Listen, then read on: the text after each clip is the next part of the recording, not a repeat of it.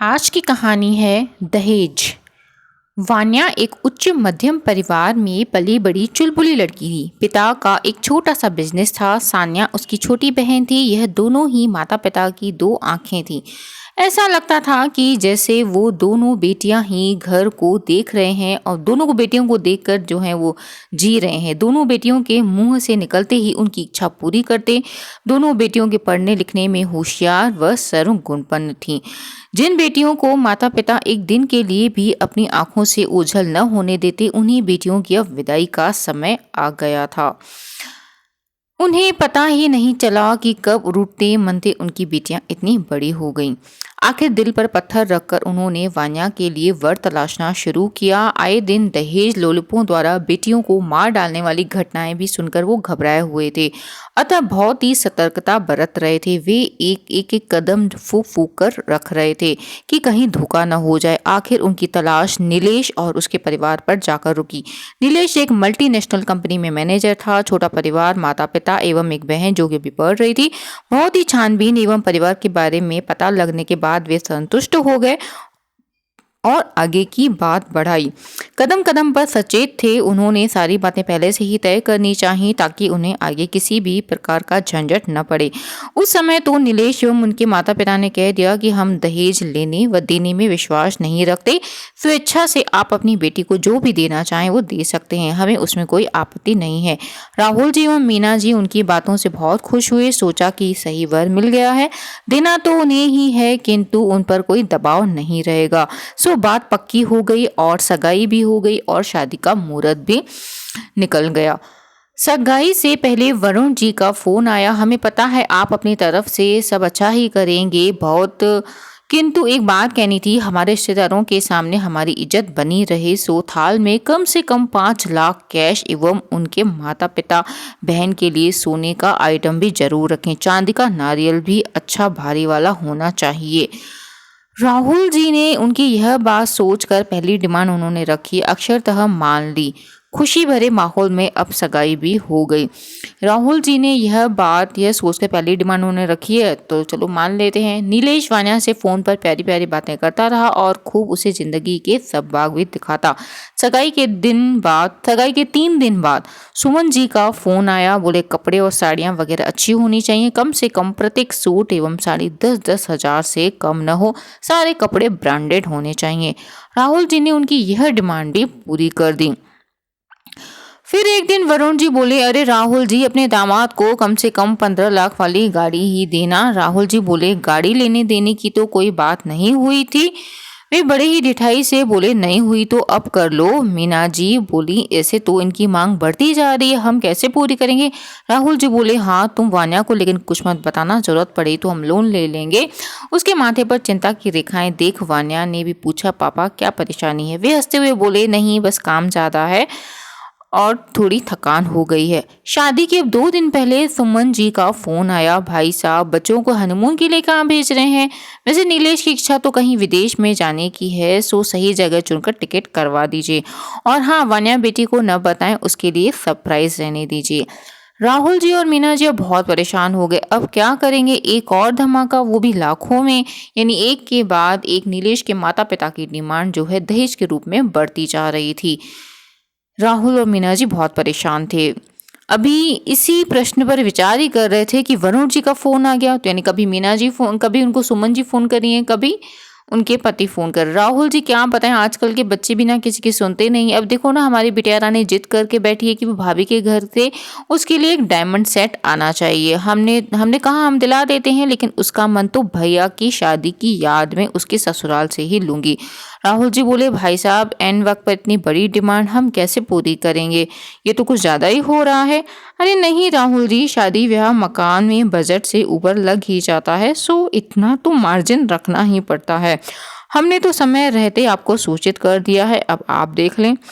उन्हें बोलने का मौका दिए बगैर उन्होंने फोन काट दिया। अब राहुल जी और मीना जी बहुत परेशान थे, क्या करें, इनका मुंह तो सुरसा की तरफ फैलता जा रहा है।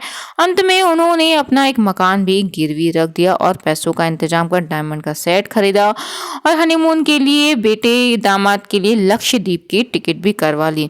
शादी संपन्न हुई। वान्या का ससुराल में स्वागत खूब धूमधाम से हुआ। बहू नहीं, साक्षात लक्ष्मी आई है।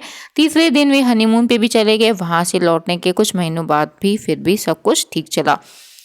वह मायके जाती तो उसके चेहरे की रौनक देख उसके माता पिता को अपनी चिंताएं सब कुछ भूल जाते और उसके सामने सामान्य दिखने की कोशिश करते। लेकिन अब कुछ दिनों से वान्या को इन लोगों के व्यवहार में अब अंतर दिखने लगा। धीरे धीरे घर के कामों का बोझ उस पर डालने लगे। नीलेश की भी प्यार भरी बातें थी, वो सब हवा हो गई। वह बात बात पर झड़कने लगा, छोटी छोटी गलतियों पर उसे बहुत डांटने लगा, बहुत कुछ सुनाने लगा। वह इस परिवर्तन का कारण समझ नहीं पा रही थी कि वह एक दिन सास बोली, वान्या अकस्मात ही पैसों की जरूरत आ पड़ी है। उसकी सास वान्या से बोली कि अकस्मात ही पैसों की जरूरत आ पड़ी है, अभी तो व्यवस्था हम नहीं कर पा रहे हैं, सो तुम अपने पापा से 2 लाख रुपए लेके आओ, उधार समझ के दे दो, उनको बोलो फिर हमारे पास जब आएंगे हम उन्हें लौटा देंगे। पर मम्मी जी अभी तो शादी में इतना खर्चा हुआ है, पापा कहाँ से देंगे, तुम्हें इस घर की नहीं अब इस घर की चिंता होनी चाहिए। उसकी सास बोलती है तुम्हें अब उस घर की नहीं इस घर की चिंता होनी चाहिए, अब जाओ पैसे लेकर आओ। नीलेश उसे लेकर मायके गया। वान्या अपने पापा से पैसे तो नहीं मांग पा रही थी, लेकिन नीलेश बार बार उसे इशारे से कह रहा था। वह देखा कर रही थी। आखिर बेशर्म सी हंसी करते हुए बोला, पापा जी हम आज किसी काम से आए हैं। वान्या तो बोल नहीं पा रही है, मैं ही कह देता हूँ, अचानक पैसों की आवश्यकता आ पड़ी है, आप मुझे 2 लाख रुपए दे दीजिए। राहुल जी बोले, अभी तो बहुत असमर्थ हैं, हम अभी पैसे नहीं दे सकते। नीलेश बोला, मैंने अपनी जरूरत आपको बता दी है, आगे आप खुद समझदार हो। वन्या से बोला, चलो अभी घर चलें। उसे बोलने का मौका दिए बगैर ही वह बाहर निकल गया, कहते हुए जल्दी आ जाओ। वन्या चुपचाप चली गई। राहुल जी मीना जी फिर सिर पकड़ कर बैठ गए। अब क्या करें, कहाँ से लाएं इतना पैसा जो इनका पेट भर सके। त्वरित गति से बिजली सा विचार कौंधा कि यदि वान्या के साथ कुछ अनहोनी हो गई। उन्होंने तुरंत फोन मिलाया। वान्या ने अपनी भरसक संयत करते हुए कहा कि हाँ पापा मैं ठीक हूँ, जबकि रास्ते भर नीलेश उसे प्रताड़ित करता हुआ आया था। यानी अपनी बेटी ने उनको झूठ बोला कि वो ठीक है।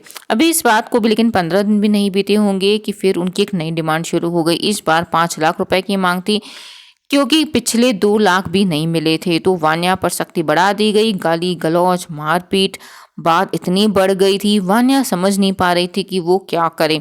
पिता की स्थिति को देखते हुए उसने पैसों की मांग भी नहीं कर पा रही थी और उसके बदले पर शारीरिक अत्याचार बढ़ता जा रहा था, बढ़ता जाता। उसकी सास बोली, आज जाकर पैसे ले आ, नहीं तो तेरी खैर नहीं। मम्मी जी मैं इतना पैसा कहाँ से लाऊं, मेरे मम्मी पापा कहाँ से लेके आए इतना पैसा, हमें नहीं पता, लड़की पैदा करने का खामियाजा तो उन्हें भुगतना ही पड़ेगा। वह बोली, बेटी तो अपने घर में भी है, क्या आप इतना पैसा देंगे। उसका इतना कहना भर था कि जोरदार तमाचा उसके गाल पर पड़ा। तेरी हिम्मत कैसे हुई मम्मी से जुबान लड़ाने की, जाकर चाय लेके आ सबके लिए। वान्या जैसे ही चाय लेकर आई, उसके कानों में अब शब्द पड़े। वह ठिठक कर सुनने लगी, 2-4 दिन में अगर पैसे लाती है तो ठीक है, नहीं तो इसे ठिकाने लगा लेते हैं। बेटा मैं तेरी दूसरी शादी की बातें कर रही हूँ, वहीं से फिर खूब दहेज में मिलेगा। इस तरह की बातें वान्या के पति यानी नीलेश और उसकी माँ में हो रही थी। वान्या ये सुनकर तो पैरों तले उसे वान्या ने जब ये सब बातें सुनी तो वान्या के पैरों से तो जमीन ही खिसक गई, हाथों से ट्रे गिरते हुए बची। फिर उसने अपने आप को संयत करके फिर भी सबको चाय दी और फिर उसने अपने आप को संयत किया, सबको चाय दी। सुन अब जा, बाप के घर पैसे ले आ। फिर से उसकी सास ने उसे टोका। वह बोली, मम्मी जी हाँ मैं 2-4 दिन रुक जाऊं, क्योंकि इतने पैसों का इंतजाम 1-2 दिन में नहीं हो सकता और सामने रहूंगी तो पापा को भी चिंता रहेगी, तो वो जल्दी व्यवस्था करेंगे। वो ऐसा उनसे परमिशन मांगी। हाँ हाँ ठीक है, जा रह के आ 2-4 दिन। और तुरंत ही अपने कमरे में गई और जो जेवर उसके पास थे वो सभी उसने बैग में डाल दिए और उन कपड़े डालकर बोली, अब मैं जाऊं। जाकर रिक्शा करके वो चली गई। वह तुरंत ही वहां से निकल गई। रिक्शे वाले को पता बताते चलने को कहा। वह कारण डर गई थी कि कहीं अलमारी इन्होंने खाली देखी तो नीलेश उसके पीछे ना ना आ जाए। वह घबराई हुई पापा मम्मी के पास पहुंची। उसकी आवाज़ सुनकर वे बाहर आ गए। उसकी हालत देखकर वो लोग समझ गए। बोले, बेटा आओ। नहीं पापा, और सब बातें बाद में, पहले जल्दी थाने चलो, मेरी जान को खतरा है, मैं आपको सब रास्ते में बताती हूँ। थाने पहुंचकर दहेज के लिए घरेलू हिंसा, जान से मारने की धमकी का केस दर्ज कराया गया। राहुल जी एक संभ्रांत व्यक्ति थे एवं पहुंच भी थी, सो उन्होंने पुलिस भी जल्दी ही एक्शन में आ गई। केस भी दर्ज हुआ और पुलिस वरुण जी के घर पहुंची। नीलेश समेत उनके माता पिता को गिरफ्तार करके थाने ले गए। आज उनका मुखौटा समाज में उतर गया था और परिवार पर दहेज लोलुप होने का धब्बा भी लग गया था। ये ऐसा दाग लगा था कि ताउम्र अब उतरने वाला नहीं था।